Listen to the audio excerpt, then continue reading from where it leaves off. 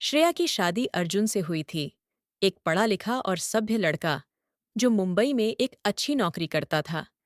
शादी शानदार तरीके से हुई थी और अर्जुन की माँ सरला देवी ने पूरे मोहल्ले के सामने बड़े गर्व से कहा था कि उन्होंने अपनी बहू को सोने के गहनों से लाद दिया है। लेकिन सच्चाई कुछ और ही थी।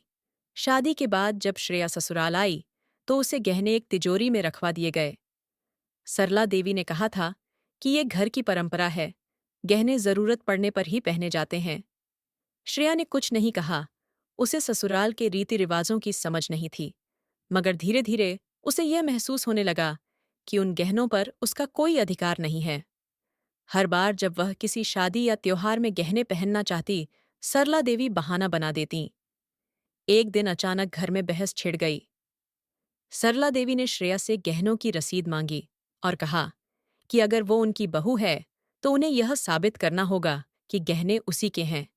श्रेया चौंक गई। रसीदें तो शादी के समय उसके माता पिता ने दी थीं, लेकिन अब वह सब कुछ मायके में ही था। सरला देवी ने तो यहां तक कह दिया कि अगर रसीद नहीं है तो गहने वापस करने होंगे, क्योंकि वो तो सिर्फ दिखावे के लिए थे। श्रेया चुपचाप अपने कमरे में गई और बिना किसी को बताए अपने माता पिता को फोन किया। अगले ही दिन उसके पापा शहर आ गए, साथ में रसीदें और फोटो लेकर। उन्होंने सबके सामने बहुत शांत तरीके से बताया कि वे गहने उन्होंने खरीदे थे, अपनी बेटी के लिए, न कि किसी दिखावे के लिए। उन्होंने यह भी कहा कि अगर अब इस घर में उनकी बेटी को इज्जत नहीं दी जा रही तो वो उसे वापस ले जाएंगे। अर्जुन स्तब्ध था। उसने मां से कुछ नहीं कहा, लेकिन शाम होते ही श्रेया के पास आया और उससे माफी मांगते हुए बोला कि अब आगे से उसकी कोई भी चीज बिना उसकी मर्जी के कोई नहीं छुएगा।